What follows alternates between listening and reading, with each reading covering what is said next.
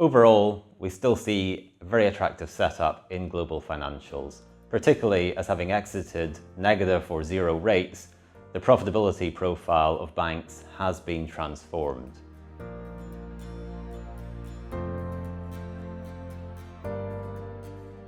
So looking back over 2024, it's been a strong year of outperformance by financials globally. A couple of big top-down themes have dominated the narrative.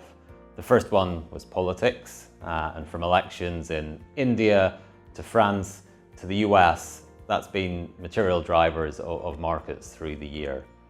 The second top-down theme has been interest rates, and we've seen considerable volatility there as well, with a 100 basis point spread between the high and the low of the US 10-year through the year. From a bottom-up perspective, the picture has actually been relatively stable and benign, with earnings expectations being upgraded through the year, particularly in Europe, where 2025 EPS expectations are about 10% higher now than where we started the year. The main excitement from a bottom-up perspective has been the return of M&A. I think looking forward into 2025, all those themes remain with us. 2025 will see further ramifications of the Trump presidency.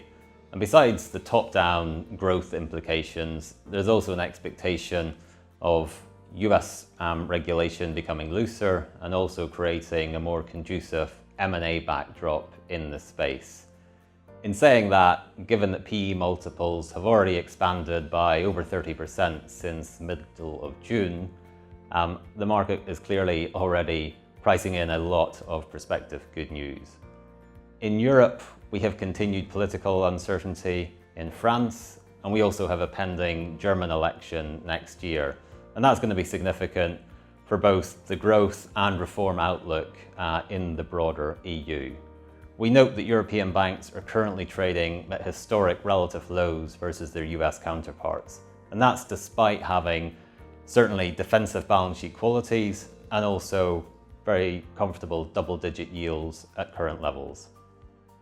M&A, I think, will continue to be a theme as well. We have seen some recent proposed deals in Europe running up against political opposition, and that is disappointing.